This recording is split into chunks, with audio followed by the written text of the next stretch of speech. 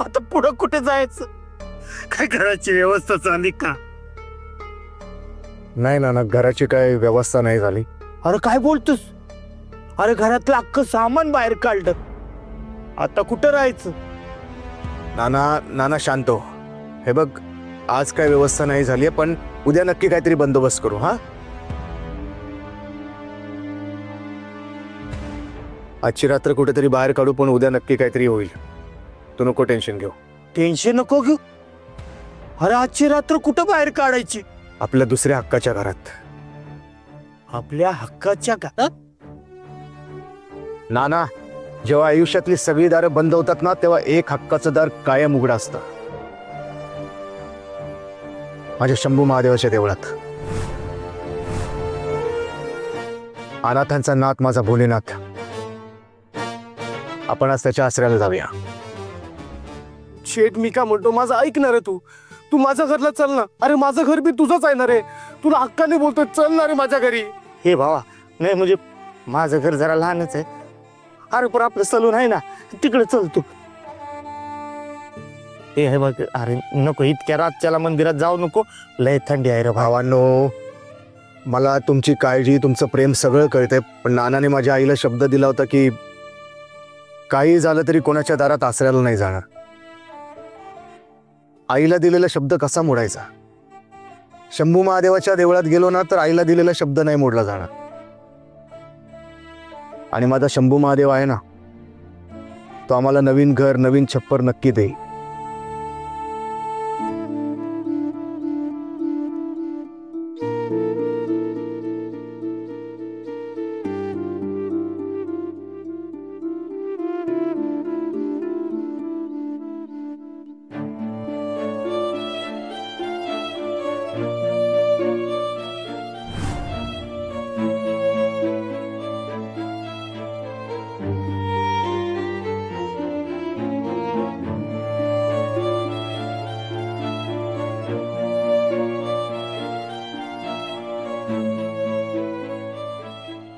चला. ए शिवा, ऐक ना शिवा.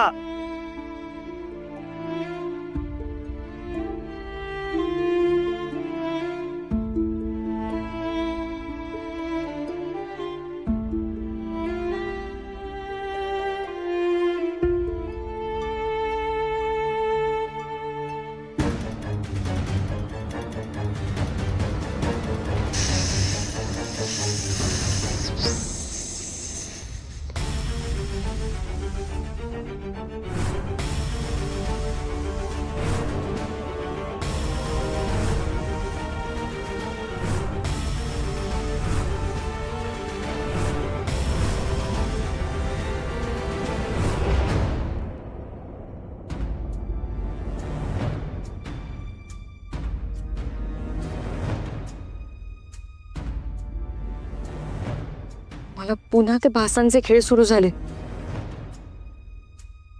कोही येणं बंद केलं होतं, पण आता परत चालू करावं लागणार आहे.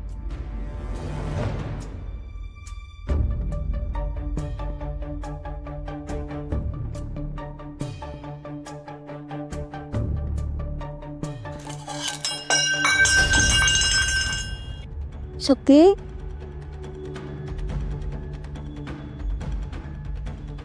शक्ती, कसली गोळी खात होतीस?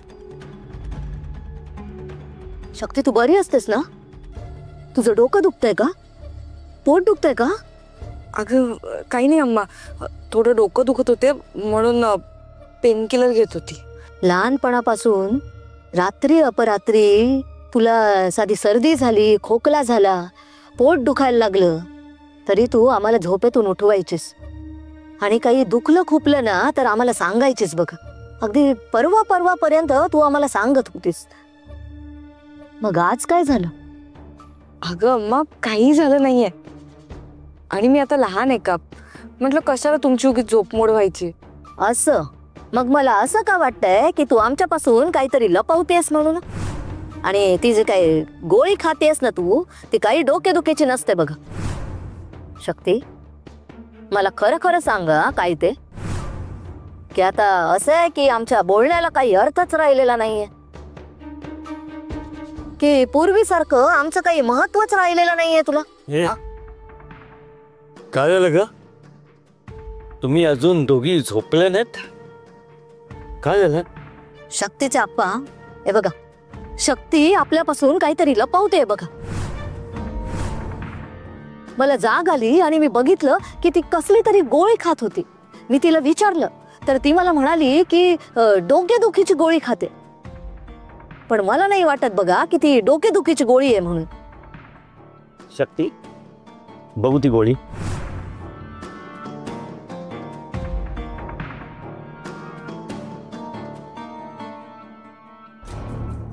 कसली गोळी आहे ही? अप्पा, ती खरंच डोकेदुखीचीच गोळी आहे. नाही शक्ती, नाही, ही डोकेदुखीची गोळी नाही आहे. डोकेदुखीची गोळी आपल्याकडे दुसरी आहे. ही वेगळीच गोळी आहे. खरं सांग शक्ती, कसली गोळी आहे? अप्पा, मला ना काही महिन्यांपासून सतत हॅल्युसिनेशन्सचा त्रास होतोय आणि त्यासाठी मला डॉक्टरांनी ह्या गोळ्या दिल्या. हॅल्यूस म्हणजे काय? शक्ती, आम्हाला समजेल अशा भाषेत सांगशील? अगं, हॅल्युसिनेशन्स म्हणजे भास. मला एक अनोळखी व्यक्ती सतत दिसते. आई जगदंबे, आता हे काय नवीन? अगं अम्मा, तू काळजी नको करू. अगं, डॉक्टरांनी गोळ्या दिल्यात ना, मला वाटेल त्याने बरं. आणि मला तरी वाटतंय अम्मा, मला हा जो भासांचा त्रास होतोय ना, तो दगदगीमुळे होतोय ग, बाकी काही कारण नाहीये. तुम्ही दोघे टेन्शन घेऊ नका, काही होणार नाही. आणि चला आता झोपूयात. अगं, खूप उशीर झालाय, मलाही झोप येते. झोपते मी. अप्पा, ते गोळे.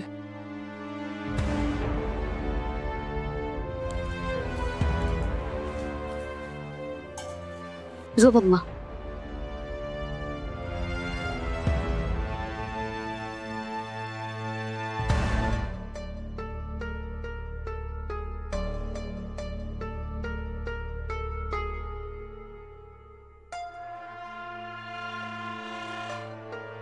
शेट, मी तुला अजून मी बोलतोय, चल माझ्या घरी. इथे थंडी वाऱ्यात अजून किती टाइम राहणार आहेस? होय ना, मला बी लय वाईट वाटतं या.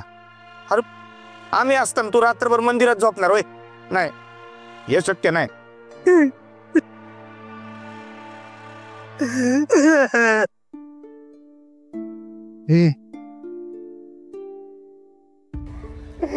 नाना, नाना, रडू नको, रडू नको. अरे, रस्त्यावर नाही आलोय आपण, शंभू महादेवाच्या घरात आलो आपण. शंभू महादेवाच्या, समजलं का? साक्षात शंभू महादेवाने आसरा दिला आपल्याला नाना. आणि त्याने जर मनात आणलं ना, तर आपल्याला आपलं घर पण परत मिळवून देईल तो. समजलं का? शिवा, अरे शंभू महादेवाच्या मनात काय? अरे पुढच्या आयुष्यात काय वाढून ठेवलंय? नाना, भविष्यात ना सगळं चांगलंच वाढून ठेवलंय. सगळं चांगलं होणार, नको टेन्शन घेऊ तू. शंभू महादेव आपली परीक्षा घेतोय आणि या परीक्षेत आपण पास झालो ना, सगळं आधीसारखं एकदम झकास होणार बघ तू. आणि ज्याने कोणी पण लबाडी करून आपलं घर आपल्यापासून हिसकावून घेतलंय ना नाना, माझा शंभू महादेव त्याला बरोबर अद्दल घडवणार बघ. हे असं रडत बसण्यापेक्षा ना, माझ्या शंभू महादेवाने प्रार्थना कर, आपलं घर लवकरात लवकर परत मिळावं म्हणून. रडत बसलाय, डोळे पुस, चल डोळे पुस. नाना, नाना, अरे यार, आता हा काही लवकर नॉर्मल होणार नाही. नाना, शांत हो, शांत हो. तुम्ही दोघं जण जा घरी, लय उशीर झाला का?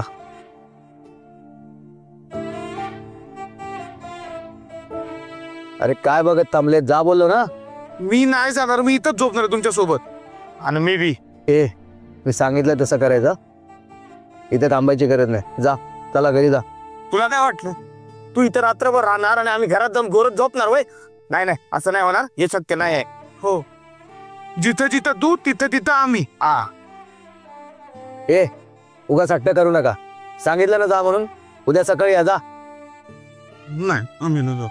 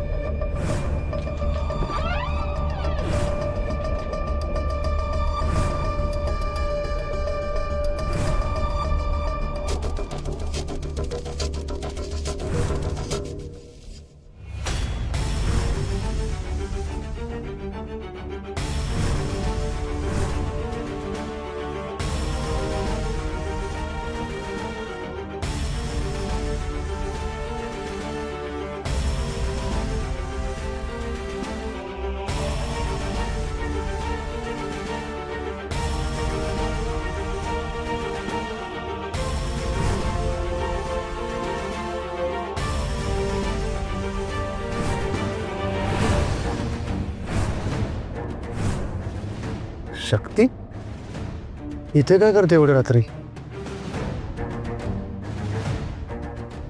झोपेत चालत आली की काय?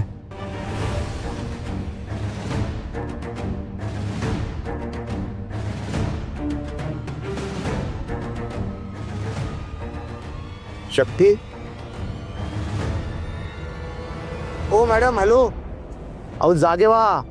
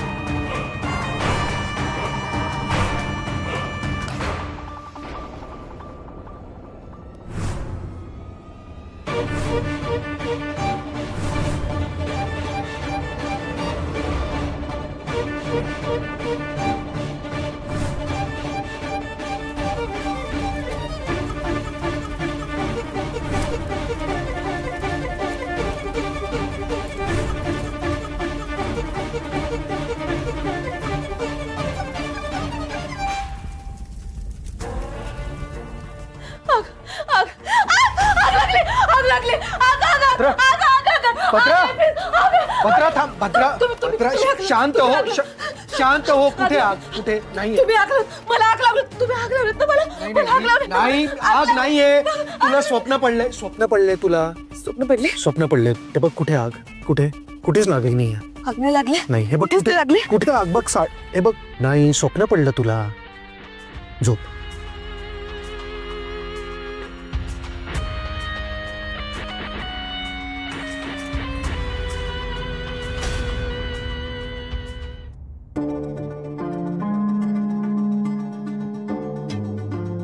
तू एवढ्या रात्री इथे काय करते?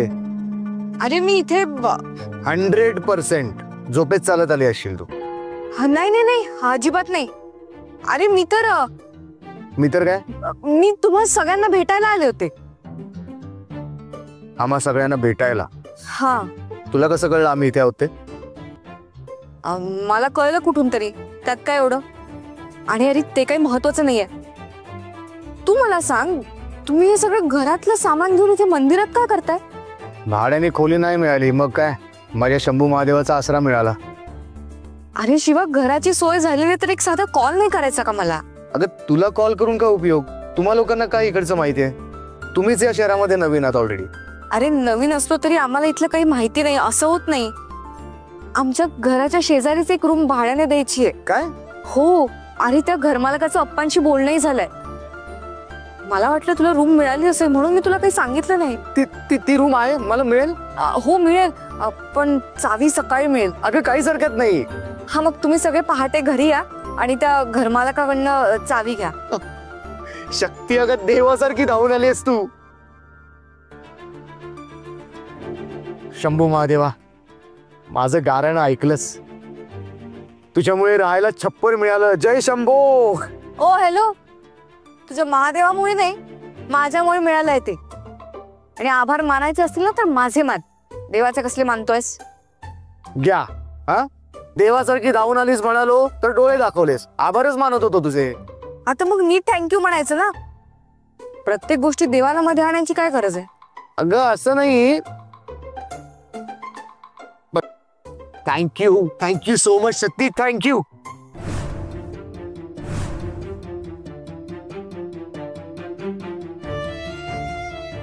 सॉरी. It's okay. बरं, उद्या सकाळी तुम्ही लवकर घरी या, उशीर करू नका. आणि इथे सगळ्या सामानाची वगैरे काळजी घ्या आणि स्वतःचीही काळजी घ्या.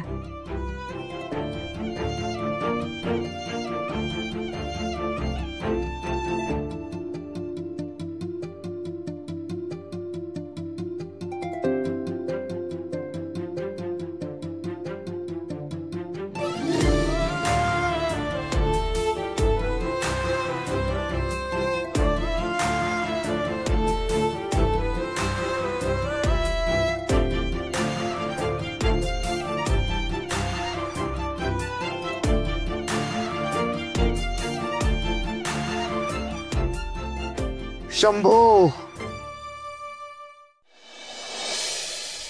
तिकडे जाऊन कुठलीही गडबड होता कामा नये. हो बस. जे काम सांगितलंय ते गपचूप करायचं आणि तिथून निघायचं. हो बस. अरे बोलू दे, कोणालाही संशय यायला नको. शिवा आणि त्याचा बाप तिथे फिरकणार नाही याची खबरदारी मी घेईन. तुम्ही तुमचं काम चोख पार पाडा. आजच्या आज त्या आदिशक्तीच्या मूर्तीची विल्हेवाट लावायची. आता बोल. बॉस, मी असताना तुम्ही काहीच टेन्शन घेऊ नका. त्या आदिशक्तीला असा काय मार्गी लावतो, असा काय तिचा बंदोबस्त करतो ना, त्या आपल्या आयुष्यात कधीच ढवळाढवळ करणार नाही. ऍज अ होतकरू नेता म्हणून अरे रे, होत करून येता. Shit. तुझ्या उसाला ना जरा आवर घाला. बाहेर थांबा. तू इथेच राहा. प्रिन्स, हे बघा, तुम्ही या लोकांवर जबाबदारी टाकून मोकळी होऊ नका. तुम्ही पण यांच्या सोबत जा. काय? मी? अगं मी तिथे गेलो तर कोणालाही संशय येईल.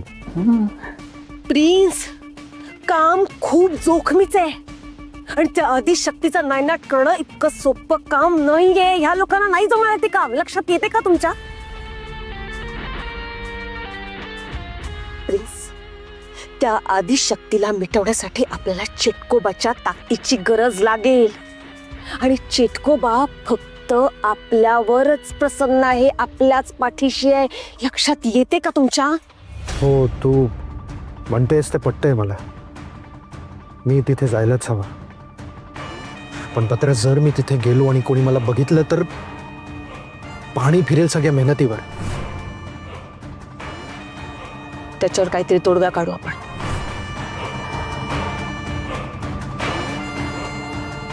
तू विचार करू नकोस, राहू दे.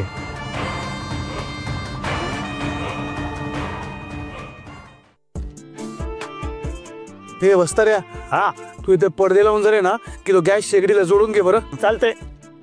ए मी करतो ते. मी चालू द्या.